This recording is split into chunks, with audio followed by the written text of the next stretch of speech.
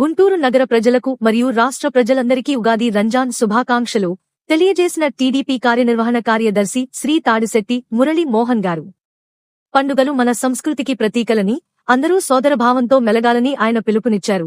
తెలుగు సంవత్సరాది ఉగాది మరియు పవిత్ర రంజాన్ పండుగలను ప్రజలందరూ సుఖసంతోషాలతో జరుపుకోవాలని ఆకాంక్షించారు.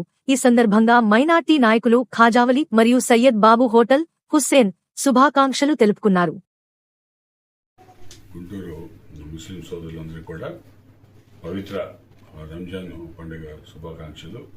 అందరూ భక్ష్యాలతో ఈ పండుగని ఘనంగా జరుపుకోవాలని, సోదరులు అందరూ కూడా సుఖ సంతోషాలతో ఉండాలని మనస్ఫూర్తిగా కోరుకుంటూ ప్రతి ఒక్కరు కూడా పేరు పేరున రంజాన్ పండుగ, పవిత్ర రంజాన్ పండుగ శుభాకాంక్షలు తెలియజేస్తారు. ఈద్ ముబారక్.